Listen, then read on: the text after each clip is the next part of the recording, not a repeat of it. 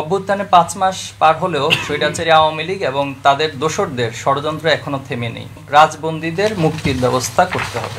নিজ বিভাগের কয়েকজনের ছুরিকাঘাতের চেষ্টা করে ছাত্র শিবিরের উপর সেই দায় চাপানোর চেষ্টা করেছিল।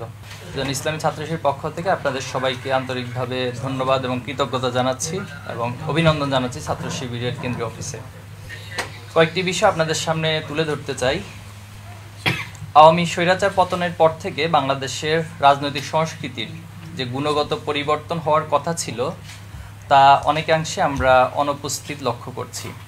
বিভিন্ন রাজনৈতিক দলসমূহের মধ্যে দেশের স্বার্থকে প্রাধান্য দিয়ে জাতীয় ঐক্য গড়ে না ওঠা, সৈয়দ নজরুল ইসলাম মেডিকেল ও রাজশাহী বিশ্ববিদ্যালয় সহ বিভিন্ন শিক্ষা প্রতিষ্ঠান শিক্ষার্থীদের উপর হামলা, কিছু রাজনৈতিক ছাত্র সংগঠনের চাঁদাবাজি, ছিনতাই, বিভিন্ন অনলাইন ক্যাম্পেইন ও প্রোপাগান্ডা, ট্যাগিংয়ের রাজনীতি সহ নানাবিধ প্রশ্নবিদ্ধ কার্যক্রমের ফলে দেশের নতুন সংঘাতময় পরিস্থিতি সৃষ্টির সম্ভাবনা তৈরি হচ্ছে, যা জুলাই অভ্যুত্থানের স্পিরিটের সম্পূর্ণ পরিপন্থী বলে আমরা মনে করছি।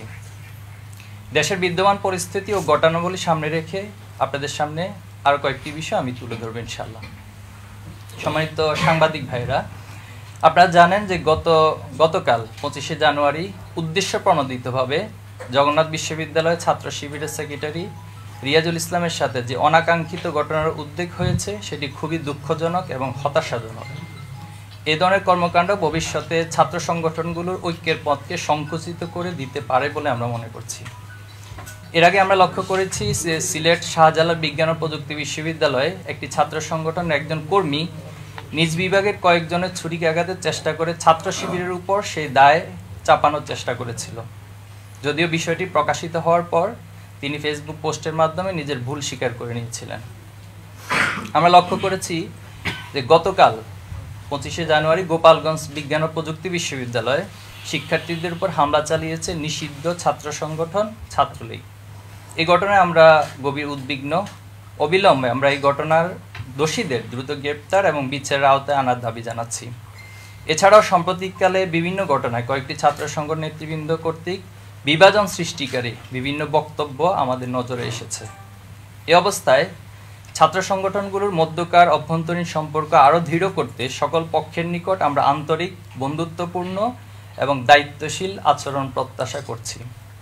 বাংলাদেশ ইসলামী ছাত্র শিবির ফ্যাসিবাদ বিরোধী আন্দোলনে অংশগ্রহণকারী প্রতিটি ছাত্র সংগঠন, সামাজিক সংগঠন এবং সকলের সাথে ঐক্য করতে আমরা প্রস্তুত আছি।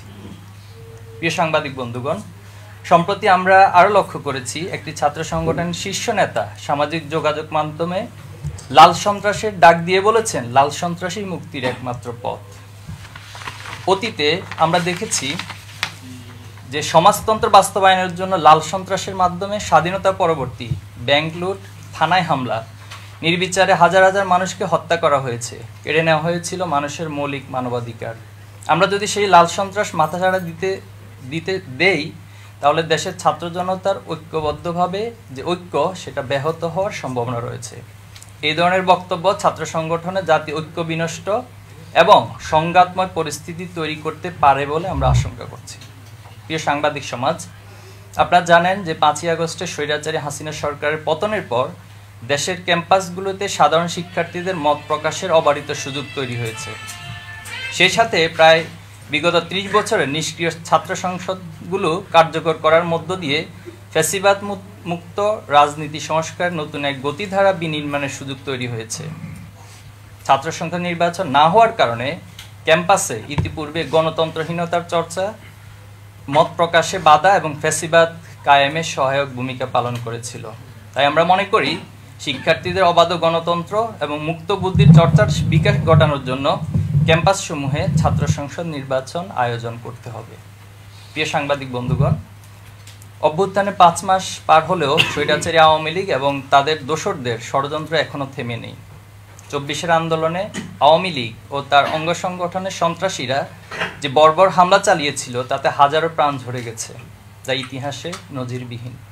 রংপুরের শহীদ আবু সাইদ, রাজশাহীর আবু রায়হান, চট্টগ্রামের শহীদ ওয়াসিম, ঢাকার শহীদ মুগ্ধ সহ সহস্রাধিক ছাত্র জনতাকে শহীদ করা হয়েছিল। এই গণহত্যা রাষ্ট্রের সকল শক্তি প্রয়োগ করে ছাত্র জনতার উপর নিপীড়ন চালানো হয়েছিল।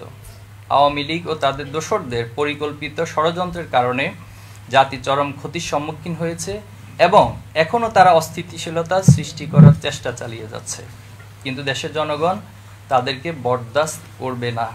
আমরা দাবি করছি 24-এ যারা এই গণহত্যার সঙ্গে জড়িত অতি দ্রুত তাদের বিচারের রূপরেখা প্রণয়ন করে তাদেরকে বিচারের আওতায় আনতে হবে। প্রশাসনের মধ্যে ঘাপটি মেরে থাকা আওয়ামী দোসরদের চাকরিচ্যুত করে বিচারের আওতায় নিয়ে আসতে হবে, কারণ তারাই ফ্যাসিবাদ প্রতিষ্ঠা এবং ফ্যাসিবাদ কায়েমে সবচেয়ে সহায়ক ভূমিকা পালন করেছিল। এছাড়াও দেশের আইনশৃঙ্খলা পরিস্থিতি এখনও অনেকাংশে ভঙ্গুর অবস্থায় রয়েছে। প্রশাসনে দায়িত্ব পালনরত হাসিনা দোসরদের দ্রুত সময়ে অব্যাহতি প্রদান করে দেশের সামগ্রিক আইনশৃঙ্খলা স্বাভাবিক করতে সরকারকে যথাযথ ভূমিকা পালন করতে হবে। পাশাপাশি বিগত 15 বছর দায়েরকৃত সকল রাজনৈতিক প্রতিহিংসামূলক মামলা প্রত্যাহার এবং রাজবন্দীদের মুক্তির ব্যবস্থা করতে হবে। আজ রোববার দুপুরে শাহবাগে ইবতেদায়ী শিক্ষকদের উপর পুলিশের হামলা হয়েছে। শিক্ষক হলেন জাতির কারিগর এবং জাতির বিবেক।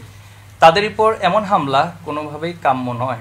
এছাড়াও বাংলাদেশের সীমান্তে কাঁটাতারের বেড়া প্রদান এবং বাংলাদেশের এক নারীকে সম্প্রতি বেঙ্গালুরুতে ধর্ষণের পর নৃশংসভাবে হত্যার বিষয়টি চরম উদ্বেগের। এর মাধ্যমে ভারতে বসবাসকারী বাংলাদেশিদের নিরাপত্তা বিধানে ভারত সরকারের চরম ব্যর্থতাই প্রমাণিত হলো। আমরা নিহত নারীর পরিবারের জন্য প্রয়োজনীয় সহযোগিতা নিশ্চিত করতে এবং এই হত্যাকাণ্ডের সুবিচারের জন্য কূটনৈতিক চাপ প্রয়োগের জন্য বাংলাদেশ সরকারের প্রতি আহ্বান জানাচ্ছি। প্রিয় সাংবাদিক বন্ধুগণ, আপনারা জানেন যে 5ই আগস্ট অভ্যুত্থানের পরবর্তী নতুন বাংলাদেশ গঠনের সুযোগ তৈরি হয়েছে। সেই সাথে সুযোগ তৈরি হয়েছে দেশের জনসাধারণকে জনশক্তিতে পরিণত করতে প্রচলিত শিক্ষা ব্যবস্থার সংস্কারের। সরকার ইতিমধ্যে বেশ কিছু সংস্কার কমিশন গঠন করলেও দুঃখজনক হলেও সত্য, শিক্ষা সংস্কার কমিশন গঠন করা হয়নি। আমরা অনতিবিলম্বে শিক্ষাবিদ, গবেষক, আলেম ওলামা, বিশেষজ্ঞ, দক্ষ ব্যক্তিবর্গদেরকে নিয়ে একটি অন্তর্ভুক্তিমূলক স্বাধীন শিক্ষা সংস্কার কমিশন গঠন করার জন্য জোর দাবি জানাচ্ছি, যেখানে শিক্ষাক্রম ও কাঠামোর আধুনিকীকরণ, শিক্ষক নিয়োগ ও পদোন্নতি প্রক্রিয়া, শিক্ষা বাজেট, বিশেষ চাহিদা সম্পন্ন শিক্ষার্থীদের জন্য অন্তর্ভুক্তিমূলক শিক্ষা ব্যবস্থা নিশ্চিত করতে শিক্ষা কমিশন কাজ করবে। শিক্ষার মৌলিক পরিবর্তন, একটি গবেষণা ও উদ্ভাবনমুখী পরিপূর্ণ শিক্ষা ব্যবস্থার দিকে অগ্রসর হওয়ার মাধ্যমে বাংলাদেশের শিক্ষা খাত দীর্ঘমেয়াদী উন্নতির দিকে ধাবিত হবে বলে আমরা আশা করছি। সেই সাথে এই কমিশন শিক্ষা ব্যবস্থা সংস্কারের ক্ষেত্রে দেশের মানুষের মনস্তত্ত্ব, সংস্কৃতি ও সামাজিক মূল্যবোধের ভিত্তিতে বৈষম্যহীন ও কল্যাণমুখী সমাজ ব্যবস্থা প্রণয়নের লক্ষ্যে দীর্ঘমেয়াদী নীতিমালা প্রণয়ন করবে। সম্মানিত সাংবাদিক বন্ধুগণ, যাদের ত্যাগের বিনিময়ে আমরা নতুন বাংলাদেশ পেয়েছি, সেই সকল শহীদ পরিবারের দায়িত্ব গ্রহণ, আহতদের চিকিৎসা এবং স্বীকৃতি প্রদানের জন্য সরকারের বিশেষ পদক্ষেপ গ্রহণ করবে বলে আমরা আশাবাদী। একটি বৈষম্যহীন ও সম্প্রীতি বাংলাদেশ গড়তে সবাইকে ঐক্যবদ্ধভাবে ভূমিকা রাখার উদাত্ত আহ্বান জানাচ্ছি। আজকের এই সংবাদ সম্মেলনে আপনাদেরকে উপস্থিত হওয়ার জন্য আন্তরিকভাবে ধন্যবাদ এবং কৃতজ্ঞতা জানিয়ে আমি আমার লিখিত বক্তব্য এখানে সমাপ্ত ঘোষণা করছি।